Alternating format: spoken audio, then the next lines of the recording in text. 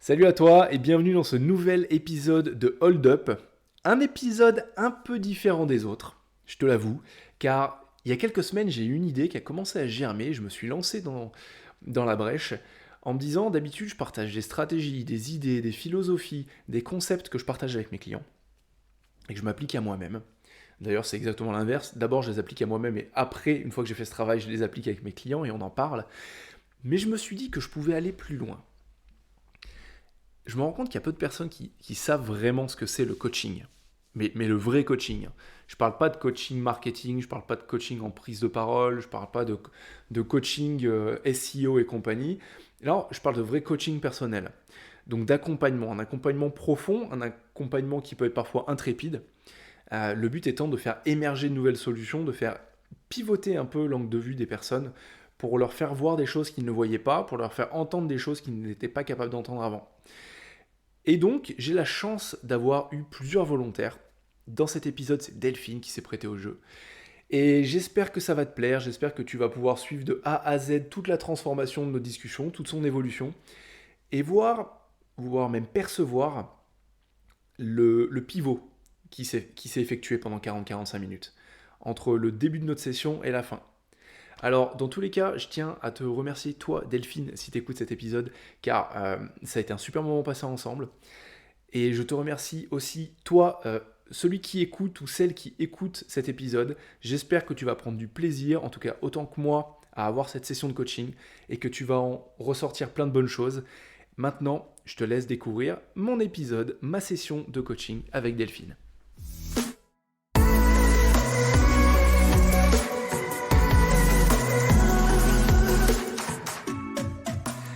Bon, en tout cas, Delphine, je suis ravi de Bonjour t'avoir Quentin. avec moi.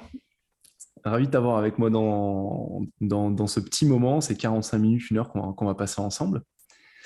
Je te vois avec le sourire. Vous ne voyez pas parce que vous avez l'audio, mais je vois Delphine avec un grand sourire et j'ai envie de commencer en te posant la question, comment est-ce que tu te sens là? Quelle énergie tu as? Comment est-ce que tu abordes notre session ensemble? Alors, bonjour Quentin. Alors déjà, j'aborde ça avec beaucoup de confiance parce que c'est vrai qu'on a eu l'occasion d'échanger à des étapes différentes de ma vie professionnelle et donc je suis sereine quand je te parle et je sais que c'est avec bienveillance, un mot que j'ai du mal à employer parce que je trouve qu'il est usé, mais là, c'est quelque chose qui Hmm. est sincère et je me dis que c'est une nouvelle découverte et puis comme j'ai un peu abandonné par rapport à des périodes un peu compliquées, je me suis un peu abandonnée.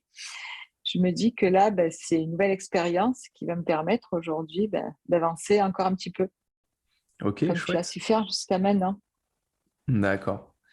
Donc là, c'est vrai qu'on a échangé 5 minutes en off. Tu viens de reprendre une nouvelle étape professionnelle, donc avec Mhm. confiance, comme tu dis.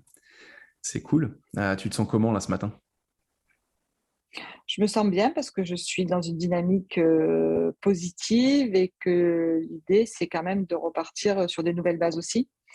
C'est pourquoi j'ai pris avec intérêt ta demande. Je me suis dit, pourquoi pas tester ça en disant, moi, je suis une personne avec un caractère fort, avec une personnalité imposante et autres. Et donc, je vais aborder certainement une nouvelle équipe, un nouvel environnement. Et c'est vrai que j'aimerais y aller avec confiance, enfin, y aller différemment. Ok, Parce que j'ai modifié un peu cette image confiante, peut-être sèche, je sais pas, mais modifier tout ça. Ouais. ok, ça marche.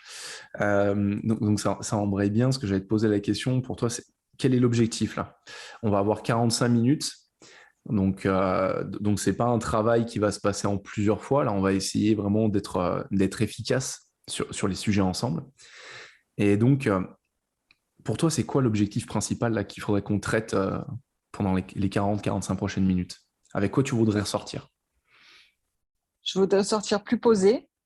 Ok. C'est-à-dire, je pense que je suis impatiente, que j'ai envie de montrer de suite ma dynamique, ma positivité, le fait que j'aime les gens. Mais en fait, je suis un peu trop débordante là-dedans et ça Mhm. peut faire peur à l'environnement. Donc, être plus posée, être plus à l'écoute, être plus en observation sur les premières périodes pour justement répondre comme selon les personnalités de chacun, en fait.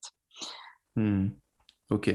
Donc, si j'ai bien compris, pour résumer, euh, Là, tu sors d'une période de réflexion suite à un ancien passé professionnel. Là, tu attaques les choses avec plein d'envie, plein de dynamisme, une bonne énergie, mais tu vas quand même à reculons, parce que, enfin pas à reculons, mais à tâtons, parce que tu veux faire une bonne première impression, tu as envie de changer certaines choses, dans peut-être ta manière d'être naturellement, c'est ça? Ben, je pense que dans toute, alors j'aime pas parler d'échec, mais c'est vrai que je viens de lire un livre qui s'appelle Les Vertus de l'échec, qui m'a beaucoup, qui m'a fait prendre conscience de certaines choses. Donc, je pense qu'à un moment, ben, il a dû se passer quelque chose ben, de pas bien. Je crois qu'on avait changé à ce sujet là-dessus quand on avait parlé d'un divorce ou autre. C'est jamais blanc ou noir. Il y a certainement des choses qui ont envenimé les choses ou qui ont fait que les Mhm. choses étaient plus difficiles. Et donc, oui, j'aimerais arriver. J'ai pas déterminé encore mon projet, mon changement de façon déterminée, hein. J'ai des propositions, il y a des ouvertures, donc je sais pas quel choix je ferai.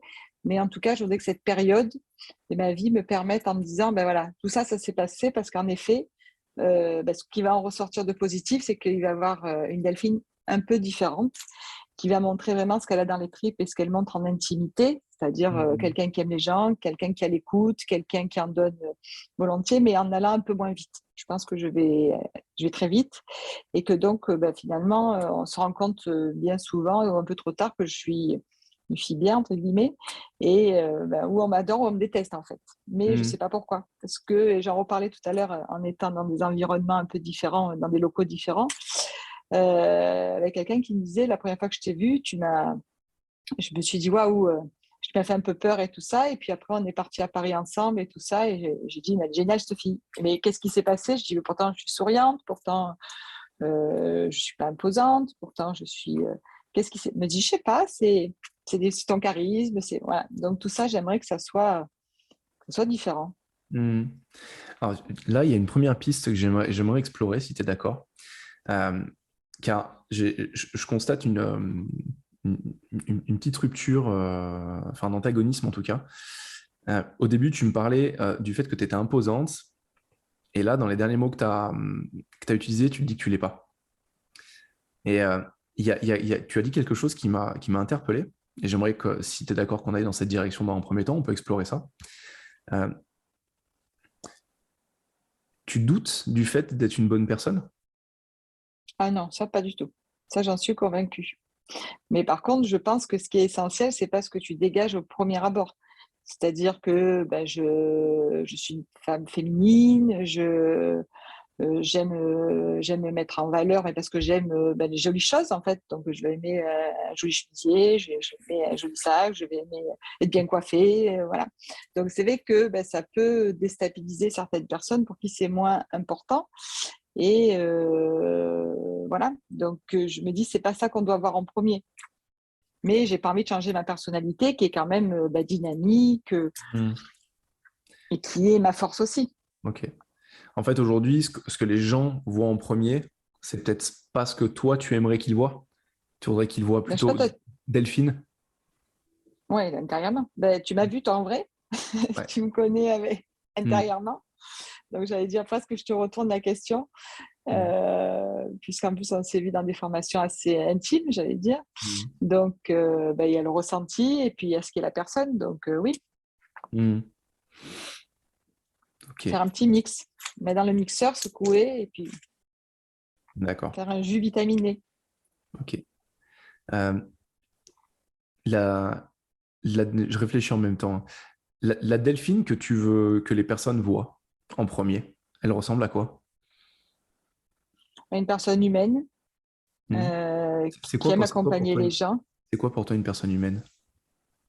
Quelle Une définition personne tu apportes? humaine, ben, ça va être une personne qui va s'adapter à la personne qui est en face, qui va l'écouter, donc puisque j'entends hein, ce que me disent les gens, leur apporter, leur répondre par des mots qui sont adaptés pour pas les agresser. Euh, voilà, quelqu'un de plus posé, qui les rassure, voilà, quelqu'un de. D'accord. Alors pour le contexte, toi, tu évolues dans l'univers de la banque, finance. C'est vrai que c'est un monde qui est quand même très dominant. Euh, Je l'ai fréquenté pendant 10 ans, comme tu le sais. Et effectivement, il y a beaucoup de personnalités à tendance dominante, même si elles ne le sont pas à la base, elles construisent ce tempérament pour évoluer. Euh, et c'est intéressant ce que tu dis, car effectivement, on parle beaucoup d'humains aujourd'hui dans le monde de la banque, de la finance, de l'assurance, mais quand on met les pieds dedans, on se rend compte que c'est pas encore totalement ça. Et toi, tu aimerais avoir cette fierté de garder ton féminisme, ton charisme, ton dynamisme, et que les personnes peut-être ne le voient pas comme n'en soient pas effrayées. Mhm. Alors moi, mon côté humain, il est, ça c'est, j'en suis persuadée, dans mes gènes. Parce que l'autre fois, j'ai même fait pendant cette période de pause un bilan un petit peu pour voir vers quoi je serais orientée professionnellement Ok. et autres. Et, et ce qu'il en est ressorti, c'est que j'ai une approche humaine, sociale très importante. Hmm. Mais par contradiction aussi, j'aime convaincre les gens, j'aime donc ça se Pourquoi mélange un peu. pourquoi ce serait une contradiction? Parce que des fois, tu es un peu dans la négociation et puis du coup, tu prends un peu le dessus, alors que peut-être qu'il faut que ce soit au lieu de convaincre les gens, peut-être que tu dois trouver les arguments pour que c'est eux, que j'interroge les gens pour que ce soit eux qui trouvent la solution. En fait, je vais trop vite. Je pense que je vais trop vite. Quand quelqu'un me parle ou quand j'ai une problématique, je sais déjà la réponse et donc je la donne. Alors qu'en fait, je pense qu'il vaut mieux que je le fasse un peu croire ou que j'éprenne un petit peu la discussion pour que ça soit un échange, qu'on dit ensemble, on a trouvé la solution. Mais j'allais dire, sans la famille, c'est pareil. J'allais dire avec mon mari ou avec mes filles. La, la négociation, je pense que enfin, c'est même pas, je pense, j'en suis persuadé, c'est pas quelque chose qui est à l'opposé de notre humanité, car dès qu'on est petit, on négocie. On est des machines à négocier. D'ailleurs, on négocie plus quand on est petit, quand on est bébé, quand on est enfant, que quand on est adulte. Quand on est petit, la négociation, c'est une question de survie. C'est ce qui te permet de tester les limites, c'est ce qui te permet de prendre aussi un peu de l'aplomb, du caractère et d'avoir ce que tu veux et de remplir tes besoins. Et ça, je ne sais pas pourquoi, peut-être que ça se passe à l'école, ou au début de la vie professionnelle, mais la négociation, ça se transforme en une espèce de confrontation. Alors que les meilleurs négociateurs, c'est pas de couper la poire en deux, c'est pas de la confrontation, c'est de trouver justement des solutions où tout le monde est gagnant. Mhm. C'est ça. Et pour ça, effectivement, il faut prendre le temps de l'écoute et de la co-construction. Mm. Mhm. C'est ça. Je pense que c'est ce passage-là qu'il faut que j'appuie. D'accord. Euh, ça, tu vas avoir besoin de quoi pour ça, pour passer à cette étape de ralentissement? De me poser intérieurement. Parce que justement, je pense qu'il faut que j'arrive plus doucement, que j'ai pas besoin d'avoir des résultats tout de suite. J'ai pas besoin euh, j'ai pas besoin de réussir à chaque fois. Je pense qu'il faut que je le fasse par petits pas. Mhm. Je n'ai pas besoin d'être systématiquement la meilleure, parce qu'en plus, ça ne m'intéresse pas, par exemple. Ça, c'est quelque chose, on me dit, on sent que tu es leader. Mais alors, par contre, j'aime la réussite collective. J'aime me dire, on a réussi parce qu'on était tous ensemble. Et je suis persuadée qu'on ne peut pas réussir seul, par exemple. Mm. C'est pas, ça, c'est pas des mots, c'est des choses que j'en suis, qu'ils soient des réussites familiales, professionnelles, amicales. Voilà, mais c'est vrai que j'ai ce tempérament leader qui tire et qui peut être perçu comme je le ramène à moi. Alors que, donc voilà, c'est un peu ouvrir cet espace en disant, j'essaye, enfin, je vois dans les échanges avec ma plus jeune fille ou autre, j'essaye de discuter dans ce sens-là, du coup, en lui demandant plus son avis pour qu'elle se sente plus impliquée et moins jugée. Mm. Je sens que ça fait avancer les discussions. Ok, ok. Donc, pour faire une première synthèse de ce qu'on a dit, pour qu'on soit bien sûr qu'on va dans la bonne direction, euh, là, tu es arrivé, je pense, à une étape, et tu me diras si je me trompe, hein, je peux parfaitement me tromper, où tu sais qui tu es, tu sais dans quel sens tu veux aller, mais tu as aussi pris conscience de la perception que les autres ont de toi. Et cette perception, cette première impression, elle ne te convient pas forcément. Tu aimerais que les gens voient Delphine comme elle l'est, et comme toi, tu veux aussi être. Et tu es dans cette phase de changement, où tu sens qu'il y a quelque chose quelque chose au pluriel, à certaines choses que tu dois mettre en place, que tu dois faire évoluer pour être la Delphine que tu veux être professionnellement, personnellement, et tu veux que les personnes voient autre chose, peut-être faire tomber une certaine carapace, je sais pas, que tu as pu construire avec le temps. Ouais, peut-être, mais aussi c'est séparer aussi la Delphine qui est dans l'intimité et la Delphine professionnelle. Je pense que j'ai aussi trop ce... Je pense que tout est un peu pareil. J'avais l'impression jusqu'à maintenant que l'entreprise était une famille, par exemple, chose que j'ai compris que c'est pas du tout une famille et qu'il n'y a pas papa qui vient me sauver, c'est terminé. Donc ça, c'est des choses aussi que j'ai appris récemment finalement, ou que j'ai compris récemment. Donc je pense qu'il faut aussi mettre pas des distances parce que je n'ai pas forcément d'amis dans le travail ou autre, mais ouais, plus de recul, une attitude un peu différente. Ouais. Mmh, ok. Et ce que j'attends, c'est que tu me donnes des petits mots, des petites pauses en me disant, un petit rappel en disant, voilà, là tu arrives, attention, tu as les 3 points qu'il ne faut pas oublier de faire, que tu dois systématiquement te remémorer pour que ça se passe bien, ouais. Mmh, Sans ok. changer radicalement de personnalité. Ok, ok. Mais tu changeras pas de personnalité. Justement, tu vois, c'est là où je trouve ça intéressant, la discussion, en tout cas dans le sens dans lequel elle va. C'est que tu as ce besoin d'être authentique. Et d'un côté, là, avec l'expérience que tu as eue professionnellement, tu as envie de casser un peu cette authenticité. Dans le sens, prendre du recul, mettre des barrières. Et tu me dis que tu n'as pas forcément d'amis au travail. C'est quelque chose qui te manque, ça? Tu aimerais avoir des Non, amis? c'est moi qui mets des barrières. Ok. C'est pas que j'ai pas d'amis aux barrières, j'ai des relations, j'ai des gens avec qui je m'entends bien, mais je ne vais pas les faire entrer dans mon intimité en disant, venez à la maison. Moi qui suis très ouverte avec les amis, on fait beaucoup de choses à la maison, on fait des choses en groupe avec les enfants, etc. Et j'ai pas Mhm. forcément envie de le faire avec les gens qui travaillent pour pas créer ben, pour séparer, ouais, pour peut-être pas créer des jalousies complémentaires ou justement des critiques complémentaires. Ok, ok. C'est des barrières que je me mets. Ça marche. Je vais juste émettre une hypothèse et on va voir là où ça nous mène. Je dis pas que c'est vrai, je dis pas que c'est faux, mais on va voir où ça nous mène. Et si c'était pas le bon mode d'action? Et si pour devenir justement plus authentique, aller dans le sens que tu veux, il fallait pas mettre plus de barrières, mais il fallait moins en mettre. Ça donnerait quoi selon toi? On est dans l'imagination, hein. Ouais, ouais. Je sais pas, parce que comme je me dis que j'en mets pas assez, c'est difficile à imaginer dans l'autre Bah, sens. alors, tu dis que t'en mets pas assez, mais t'as pas d'amis dans le monde professionnel. Donc, je pense que des barrières, a priori, il y en a déjà. Donc, Ouais, justement, ouais, tu vois, mais c'est ça, une piste annexe que j'ai envie d'explorer, car on sait jamais où ça peut mener. Mais de se dire, et si ces barrières, justement, plutôt que d'en mettre encore plus et de construire une vraie muraille, t'en mettais, allez, on va être totalement radical, t'en mettais plus. Tu disais, il y a pas le pro, il n'y a pas le perso, ça fait qu'un. Quelles pourraient être les retombées? Qu'est-ce que ça pourrait donner, à ton avis?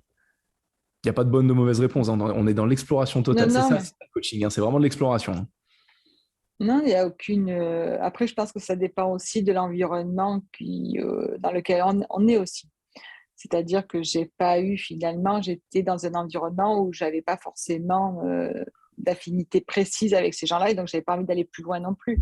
Mhm. Dans mon expérience professionnelle il y a 10 ans, c'était des gens où on était beaucoup plus intimes, où j'ai participé à leur mariage, etc. Donc c'était un petit peu différent.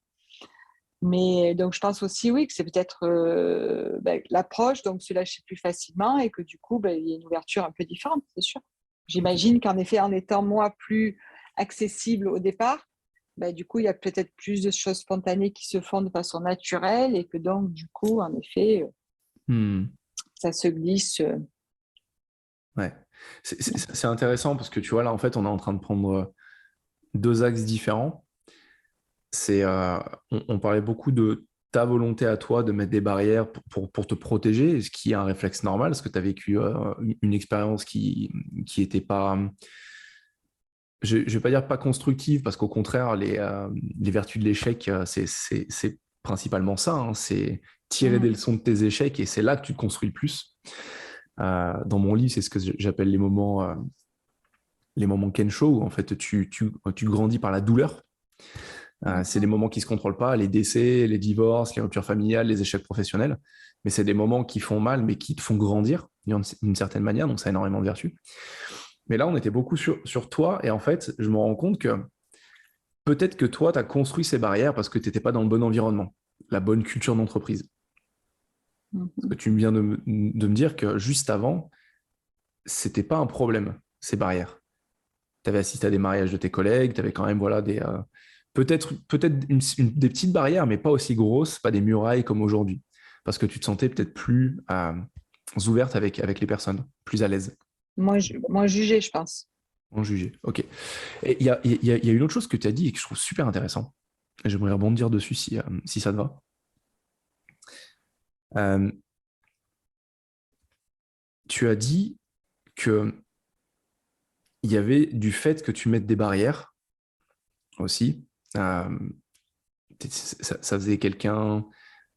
En fait, ça envoyait une image de toi peut-être moins ouverte, moins avenante, et bah, mécaniquement, en fait, ça bloque la communication. Donc, toi, tu as mis des barrières qui ont empêché la communication. Donc, les personnes n'ont pas forcément envie de communiquer avec toi, vu qu'elles ne communiquent pas avec toi. Toi, tu les vois, tu peux en tout cas les percevoir de manière assez hostile. Et en fait, ça crée un sas étanche qui ne permet pas à la relation de se créer. Tu parlais de la famille, de ta relation avec ta fille. Je crois que ta fille est adolescente en plus.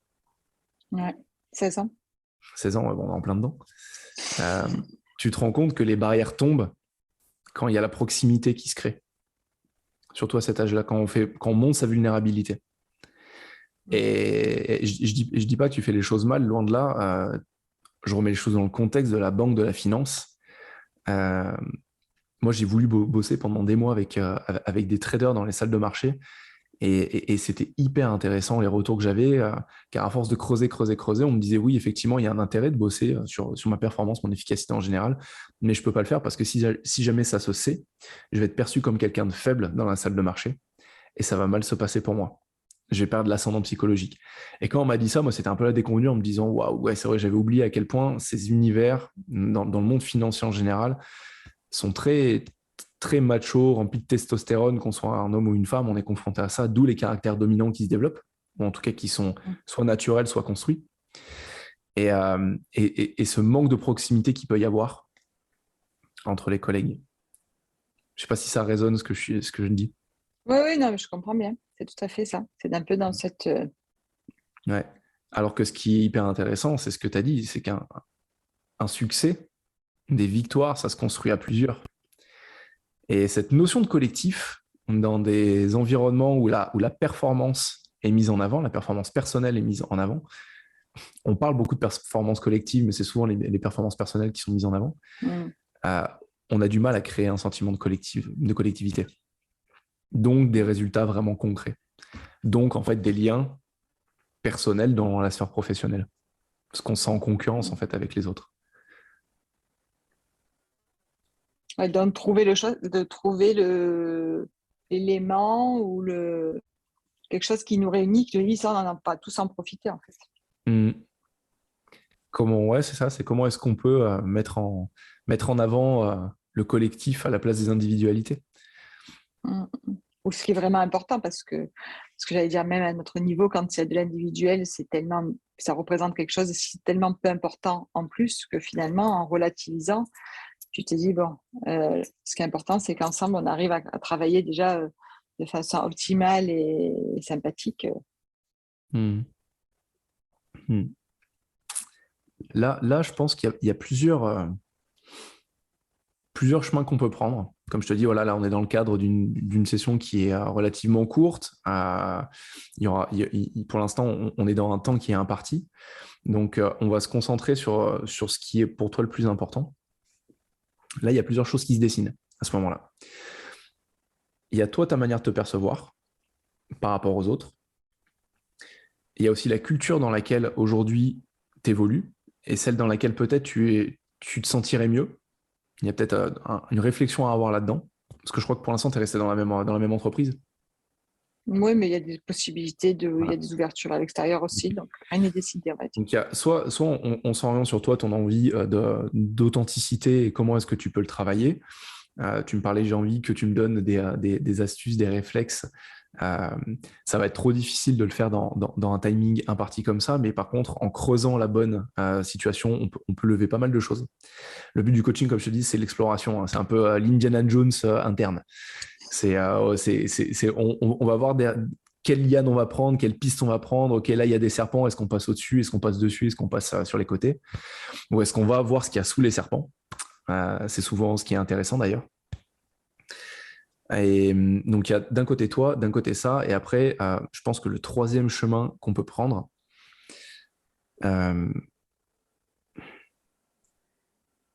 non, on va même pas s'aventurer là-dedans. On va même pas s'aventurer là-dedans. Je pense que là, il y a vraiment deux choses qui peuvent, toi, te permettre d'avancer rapidement.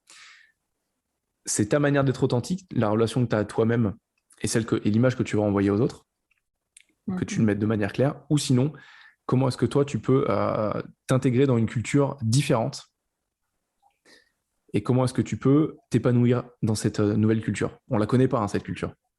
Mais voilà, voir vraiment toi ce qui te conviendrait, ce que tu dois chercher demain et la culture dans laquelle tu peux t'épanouir. Il y a vraiment ces chemins. Toi ou l'environnement dans lequel tu dois évoluer. Donc le contenu J'allais et le dire, constant, quoi.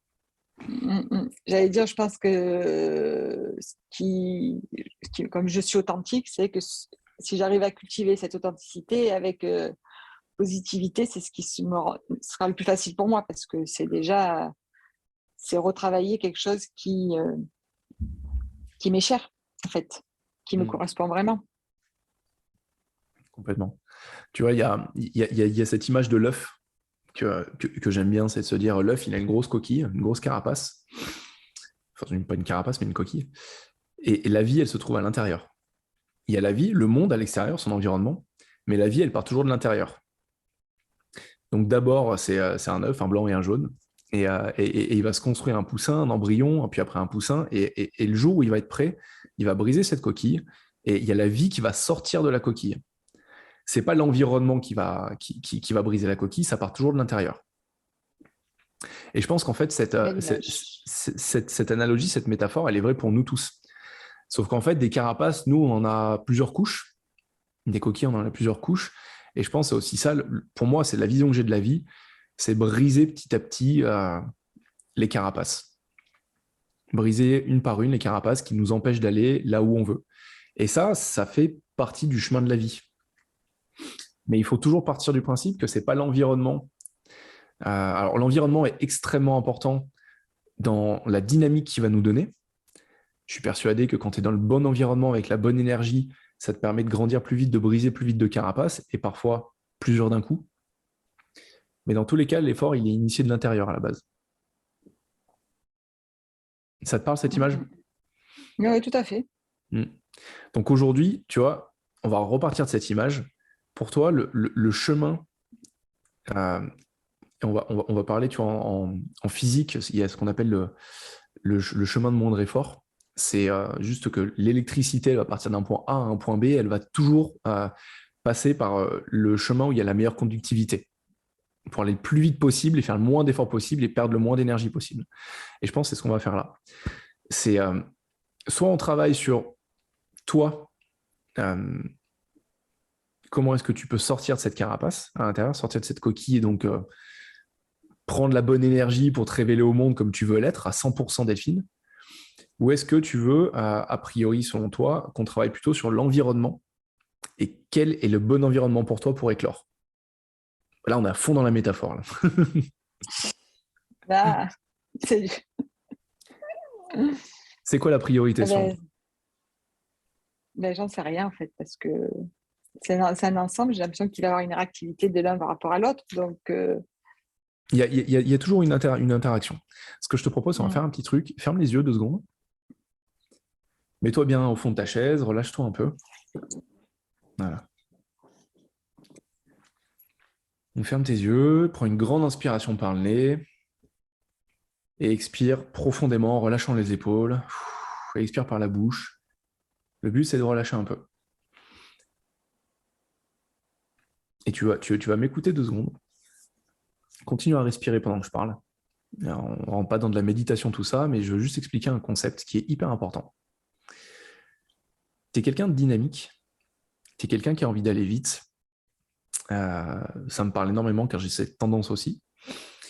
Et souvent, quand les choses ont tendance à s'accélérer autour de nous, on a ce réflexe d'accélération. On a envie d'aller vite, on a envie d'aller fort. Alors que souvent, la meilleure chose qu'on peut faire dans ces moments-là, c'est faire ce que tu es en train de faire. C'est ralentir.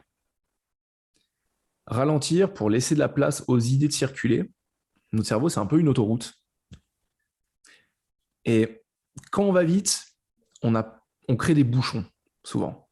Et les idées restent les mêmes, on ne laisse pas de place à la nouveauté, on ne laisse pas de place aux différentes connexions, on ne laisse pas de place aux différentes idées, on ne leur laisse pas le temps de se connecter. Alors qu'en ralentissant, on calme un peu le flot de la circulation et on peut commencer à prendre le temps de laisser les solutions émerger d'elles-mêmes. Je ne vais pas dire que là, tout de suite, tu as la solution, mais si tu devais me dire est-ce qu'on travaille sur toi ou est-ce qu'on travaille sur l'environnement, là, tout de suite, qu'est-ce que tu ressens au fond de toi? Tu as envie de prendre quelle direction? Réfléchis pas. L'environnement. L'environnement? Ok, cool. On commence par quoi?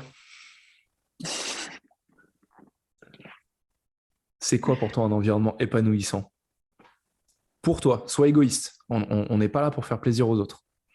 Non, mais c'est quand j'arrive dans un environnement qui est de la gaieté, qui est de l'intérêt commun, qui est une curiosité, enfin de la gentillesse, de l'empathie, voilà, que ce soit un environnement. J'arrive, je me pose, je sais que j'aurai une journée compliquée, mais enfin compliquée, sur un rythme tendu avec des nouveaux projets, de nouvelles équipes, tout ça, et que ça soit, voilà, que ce soit tout bleu quand on arrive, quoi. Tu sais quoi là, même s'il y a des journées de merde, comme j'aime les appeler, tu peux compter sur tes collègues. Voilà, je suis contente de venir quand même travailler. Je n'ai pas la boule au ventre en allant travailler. Je me dis, j'ai une nouvelle journée qui arrive. Souvent, moi, le matin, je me lève, je cherche 3 pensées positives pour me rebooster le matin. Voilà. J'aimerais en arriver à ressentir cette positivité, dégager cette positivité. C'est intéressant parce que tu vois, donc ça c'est ce qu'on appelle les exercices de gratitude. C'est énormément enseigné par la psychologie positive. Et moi, je le fais pas le matin, je le fais plutôt le soir en me couchant. Les trois choses positives qui me sont arrivées dans la journée. Même dans les journées de merde, c'est important. Et c'est important pour une chose, c'est qu'en fait, notre cerveau, c'est un système d'alarme ambulant. Il est juste là pour nous faire survivre. C'est son seul but, c'est pas de nous rendre heureux. Ça, c'est le grand délire du 21e siècle. Il faut absolument être heureux, qu'on vive dans une espèce de bonheur béat du matin au soir. C'est totalement impossible. Déjà parce qu'une émotion est fluctuante, un état est fluctuant. Et surtout parce que le bonheur, il est possible grâce au malheur. S'il n'y avait pas de malheur, il n'y aurait pas de bonheur. Donc on a besoin de connaître des périodes difficiles, des périodes de tension, des problèmes difficiles à résoudre, pour pouvoir ressentir ce sentiment de bonheur, car il est la résultante directe de notre sortie d'une période d'inconfort. Et donc, notre cerveau, il est juste câblé pour ça, pour percevoir le négatif. Et la psychologie positive, et notamment ce que tu fais, les exercices de gratitude, c'est extrêmement important, parce qu'en fait, sur le long terme, je ne dis pas souvent aux personnes de le faire, mais je devrais le faire plus souvent, car effectivement, en fait, quand tu fais cet exercice, tu apprends à ton cerveau à percevoir plus facilement les choses positives de la vie. Il y aura toujours un déséquilibre, on percevra toujours plus de négatifs que de positifs, mais en fait, en faisant cet exercice dans le temps, on enseigne à notre cerveau le fait de reconnaître des schémas. Notre cerveau, il est juste là pour ça, reconnaître des schémas récurrents. Et quand tu lui donnes un petit tips, une petite astuce, une habitude de reconnaître des schémas récurrents positifs, et ben la balance, elle ne va pas s'inverser, mais si tu as ça de négatif et ça de positif, ben, tu vas retrouver un certain équilibre, tu vas avoir plus tendance à voir le positif. Et je pense que ça, tu vois, ça change notre perception du monde. Donc, vu que ça change notre perception du monde, ça impacte directement qui on est. Car la manière dont on voit le monde, elle nous définit. car la manière dont on voit le monde, en fait, ça va modifier les mots qu'on utilise pour le décrire, mais aussi pour nous décrire nous. Donc, si on voit le monde de manière plus positive, si on le voit comme quelque chose, plein de bonnes choses, plein de potentialités, plein de belles surprises, plutôt qu'un nid de serpent, il y a toute notre dynamique interne qui change. Et vu que notre dynamique interne change, on en revient à la métaphore de l'œuf, je ne vais pas arriver à la zapper celle-là, mais Non, mais pas mal. vu que l'environnement change et que tu arrives à te positionner en interne, à créer une autre énergie, une énergie plus positive, pas que tu maîtrises, mais que tu essayes de créer, tu rayonnes différemment. Quand tu es positif à l'intérieur, tu te sens plein d'énergie, quand tu te sens plein de bonne volonté, plein d'ambition, plein de bonnes choses, plein de bonnes vibes, comme on dit, tu propages autour de toi. Oui, mais ça en énerve certains. En fait, quand il y a ce côté, mais c'est ça que j'ai ressenti en fait. C'est ce côté où toi tu es content, tu as envie de partager des choses, etc. Et en face, il y a un mur, il y a du noir. Dans cette période-là, j'ai vraiment vécu. Alors j'ai le démon, mais le bien et le mal. Mais tu vois, cette sensation de dire on est dans deux mondes différents en fait. J'arrive pas en fait à intégrer parce que ça se. Voilà. Et à force, ça t'atteint. Est-ce que c'est de ta faute? Tu te sens responsable de ça? Je me sens pas responsable, mais je me dis, c'est pas possible que ça dépende que de toi. La réalité me dit, tu peux pas être dans un. Oui, je sais que je suis pas responsable de tous les maux et encore moins de la majorité de ce qui a pu se passer. Mais des fois, peut-être lâcher, comme je disais, peut-être qu'il faut que j'apprenne à lâcher, prendre plus de recul, me poser, faire glisser les choses. Voilà, je pense qu'il y a des choses aussi où je suis tellement entière et c'est tellement blanc ou noir qu'en effet, ça ne glisse pas. C'est-à-dire qu'aussi, il y a des choses qu'on va me dire, ça va me prendre de suite à cœur. On va me dire quelque chose, je vais le prendre directement et je vais me braquer.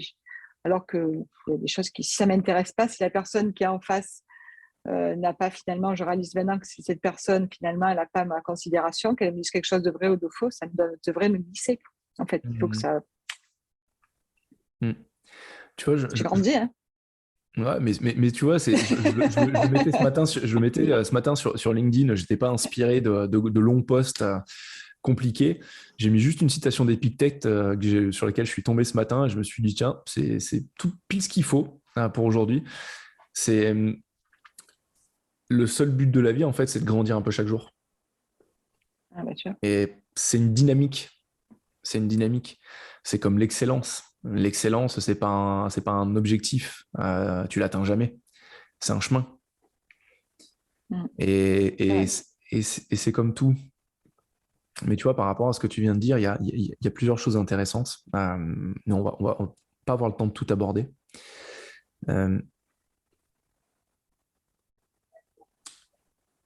Tu l'as dit au début, on s'était vu professionnellement dans un cadre à la base, où moi j'étais consultant pour des banques privées. Et je peux faire un parallèle avec une notion qu'on avait abordée.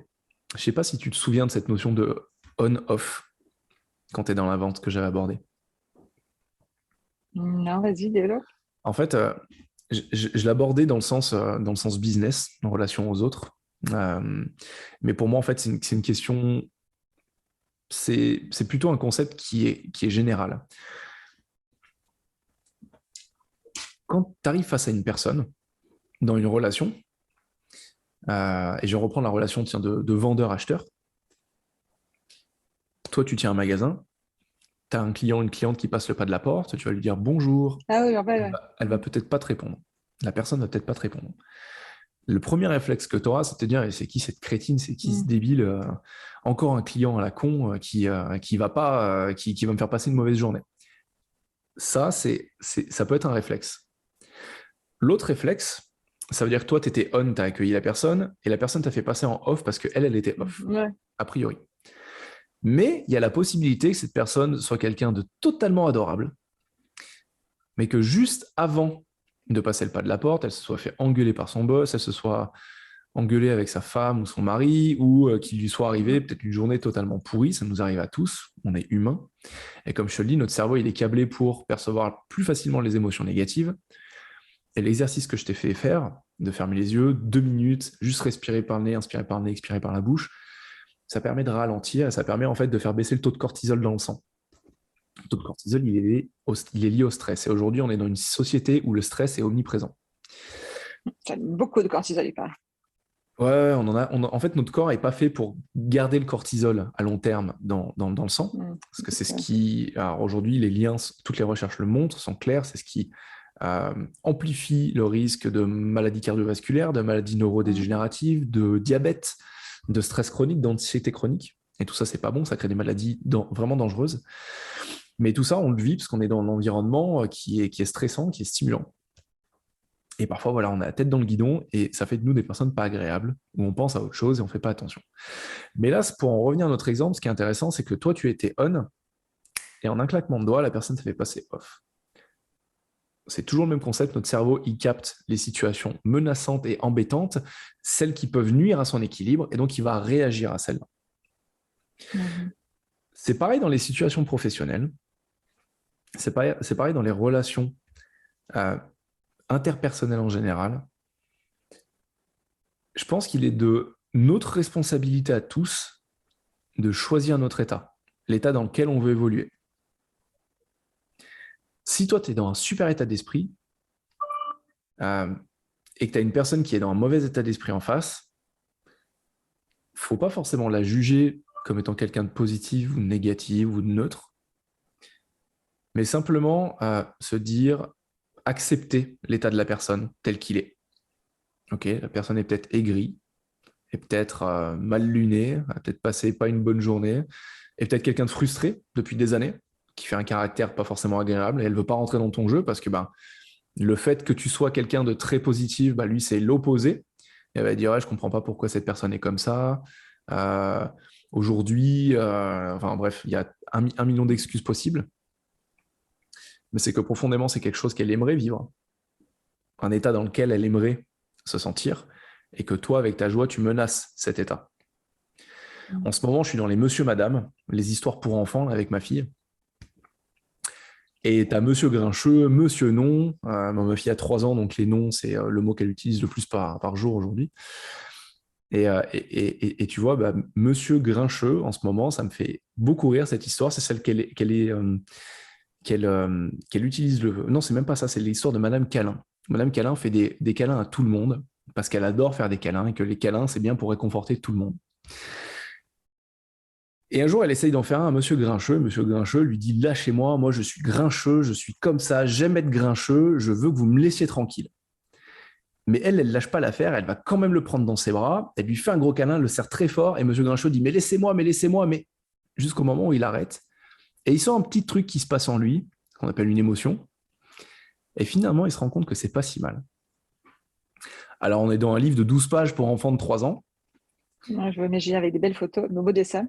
Mais pour moi, c'est une bonne analogie, c'est qu'à un moment, il faut aussi, plutôt que se dire, OK, cette personne est négative, ou toi de le prendre pour toi, de prendre son émotion, c'est peut-être plus de faire le choix de garder cette responsabilité, de dire, c'est son état, je ne vais pas le laisser me polluer.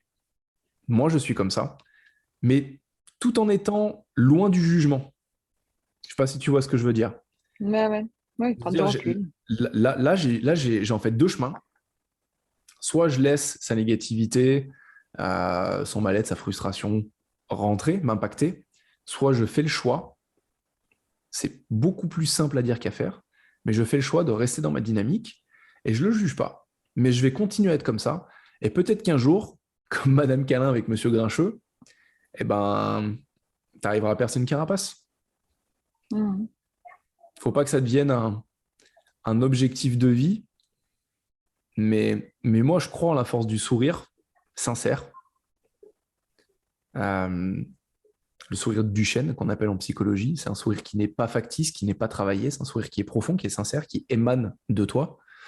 Et je pense que ça peut réveiller énormément de personnes à terme. Il y a des personnes qui ont besoin de plus de temps.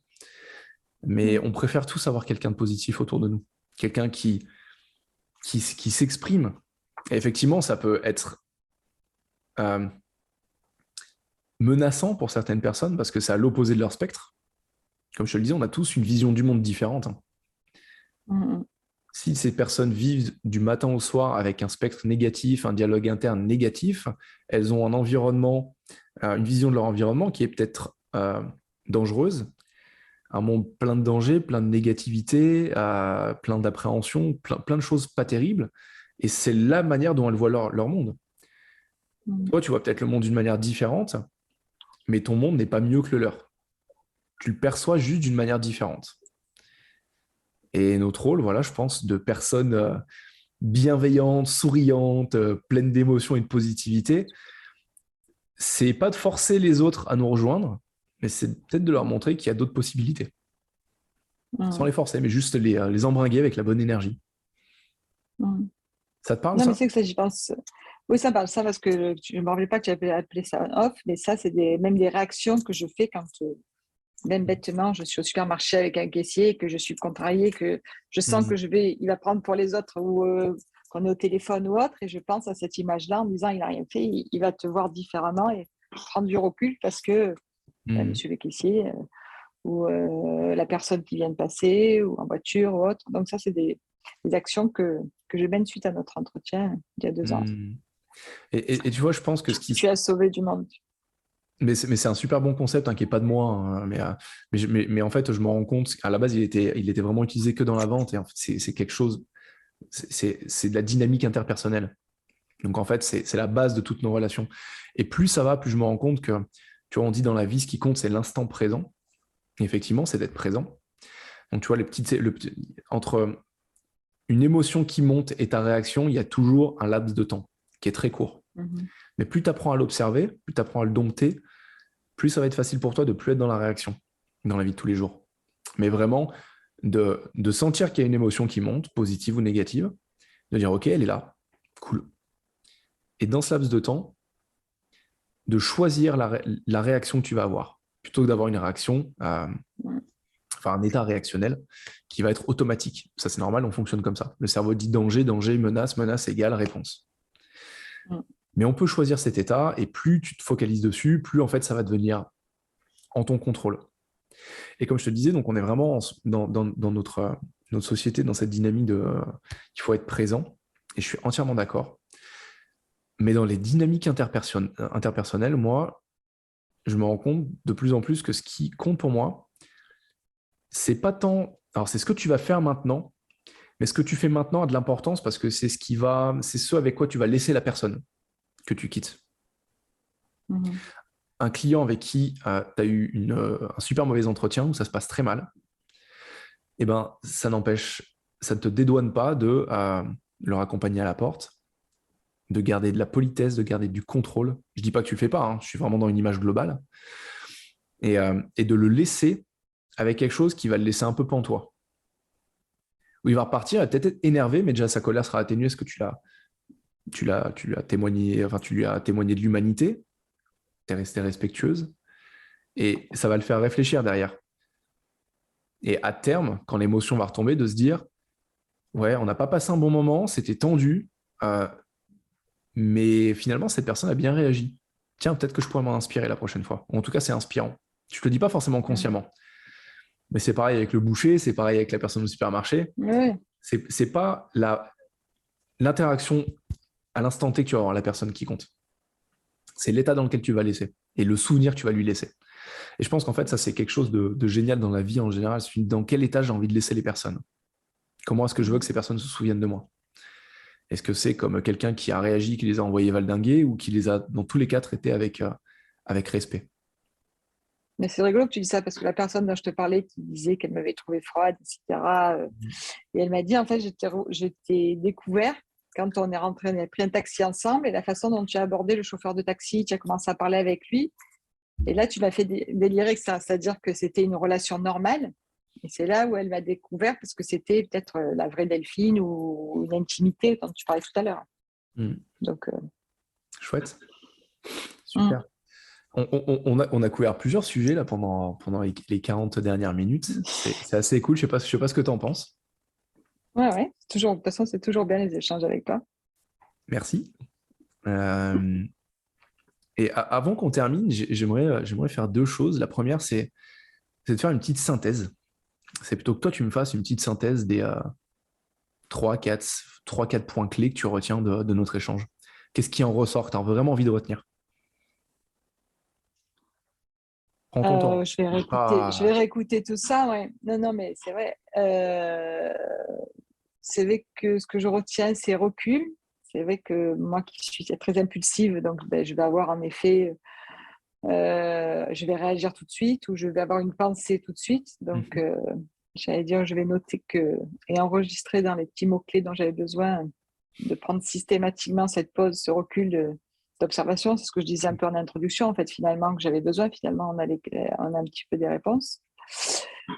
Euh, Maintenir sa positivité, parce que c'est quelque chose qui se communique finalement et que j'avais l'impression qu'on avait éteint. Donc, ça me redonne confiance, en fait, en me disant Mhm. je ne vais pas avoir besoin de trop changer pour avancer, mais au contraire, le porter avec fierté et Mhm. donc me redresser. Voilà. Euh, et puis, bon, ça me donne confiance sur l'avenir parce que ben, petit à petit, ça fait son chemin, mais je pense vraiment qu'en effet, on rencontre, euh, on rencontre des gens bien, qu'il y a toujours qu'il y aura du positif demain et que je ne me braque pas à la première difficulté. Voilà, confiance. Mhm. Et le quatrième, que peut-être qu'on travaille aussi ensemble en dernier, l'intérieur de l'œuf. L'intérieur de l'œuf. Ok, cool. Non, je suis content que t'aies ressorti ça. C'est chouette, tu vois. Et je pense que intérieurement, on a tous cette volonté, c'est de plaire à tout le monde. Mais il faut bien comprendre que ce sera jamais le cas. Et plus vite on comprend et qu'on est OK avec ça, plus simple devient la vie. De dire, voilà, comme on dit, il faut tout pour faire un monde. Et tu plais pas à certaines personnes, tes personnes n'aiment pas la manière dont tu prends soin de toi, ton charisme, la manière dont tu parles, euh, ta positive attitude. Tant pis, c'est pas grave. Il n'y a pas mort d'homme. Ça veut pas dire que parce qu'ils ne t'aiment pas aujourd'hui, t'aimeront pas demain. Je pense que voilà, faut plutôt vivre sa vie comme on l'entend. C'est ce qui est le plus important, tout en respectant les autres, leur choix. Pour certains, le malheur, c'est un choix, pas conscient, mais inconscient. Maintenant, j'en avais l'idée avant. Maintenant, en travaillant avec des personnes sur ces thématiques, je me rends compte que pour certains, c'est un choix qui est totalement inconscient. Et en déroulant la plot, tu t'en rends compte. Mm. C'est qu'il y a des choix qui ont été pris, des manières d'aborder les choses qu'on appelle notamment des croyances limitantes, hein, qui est comme la bienveillance, c'est un truc ultra galvaudé que tu entends parler de partout, mais ça a le mérite d'être concret. C'est certaines croyances, des choses auxquelles tu as gobé, que tu as cru, qui parfois ont même été transmises par tes parents, même par tes grands-parents, par des amis, tout ça, qui sont devenus en fait ta réalité. Mais comme on vient de le voir dans notre discussion, notre réalité, c'est pas forcément celle du voisin. Et des fois, c'est intéressant, tu parles de prendre du recul. J'aime bien dire, voilà, prendre du recul, à ralentir, faire un petit pas de côté pour se dire, OK, si je regarde les choses sous un angle un tout petit peu différent, est-ce que je vois exactement la même chose? Souvent, c'est non. Mhm. Et donc, ouais, vraiment de se dire, on peut vivre sa vie en respectant celle des autres. Je pense que c'est ça, en fait, le secret du bonheur, hein, entre guillemets. Ouais. Dernière petite chose, on va rentrer dans le concret. C'est quoi l'action la plus importante, pas la plus grosse, hein, la plus importante que tu peux actionner maintenant, là, juste après notre session, qui pour toi va vraiment changer les choses? Sur quoi tu as envie vraiment de te concentrer et d'activer là tout de suite? Je dis une chose, hein, mais ça peut être deux, trois choses. Ouais, comme tu disais, peut-être regarder les choses un peu sur le côté. Je pense que comme je suis très obtus, je pense qu'en effet, si quand il y a une proposition, quand il y a un échange, me mettre un petit peu en recul et le voir sur un angle différent Hmm. pour Je, voir je, un pense- petit peu si c'est pas ça. je pense pas que tu sois quelqu'un d'obtus, parce que sinon te prêterai pas à cet exercice. D'autant plus que tu le sais, voilà, j'enregistre, ça va passer sur mon podcast, même si on a gardé l'anonymat, tout ça, enfin, c'est quand même du courage. Donc, je pense pas que tu sois quelqu'un d'obtus parce que c'est une expérience que peu de personnes sont prêtes enfin, dans laquelle peu de personnes sont prêtes à se lancer. Je pense que tu as plus ce mécanisme, vu que tu es quelqu'un qui va vite, binaire. Bien, pas bien, copain, pas copain, gentil, pas gentil. Mais c'est un réflexe. Et c'est des réflexes que tu peux parfaitement changer en prenant justement cette habitude de pivoter un peu, prendre un peu de recul. Ce que je te propose, c'est on va se lancer dans un petit défi, toi et moi. Je ne sais pas où ça nous mènera.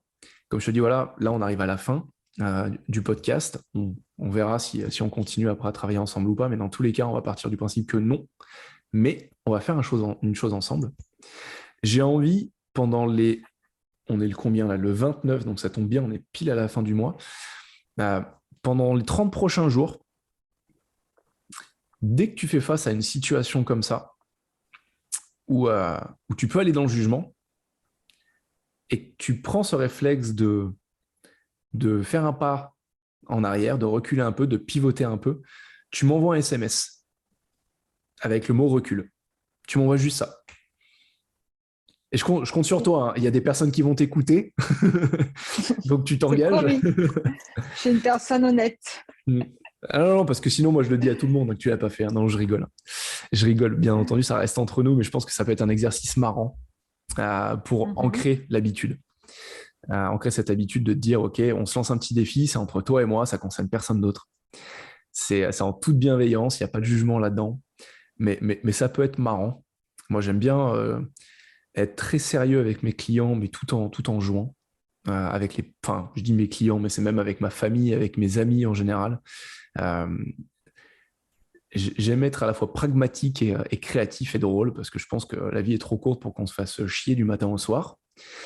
Donc, à un moment. Ça. Je crois que ma devise, c'est ça, c'est que j'aime trop la vie pour la gâcher. En fait, c'est ça mon point de départ. Et on peut être parfaitement sérieux tout en rigolant. Le fun peut faire partie de nos journées. Et ça ne nous empêchera pas de réussir dans la vie, bien au contraire. Donc, ça te dit, tu fais ça pendant les 30 prochains jours jusqu'au attendez, le 29 mars, donc jusqu'au 29 avril. Tu m'envoies un SMS dès que tu y penses, dès que tu sens que tu as fait ce recul, tu te dis « Ah, génial, j'ai fait ce pas de côté. » Ok, c'est noté. Un contrat. Bon, et ben génial. Je te remercie en tout cas du temps que tu as pris avec moi, Delphine. Merci à toi d'en avoir consacré. C'était un beau partage. Et puis, je te dis à très bientôt par SMS. À très bientôt. Bye bye. Bye bye.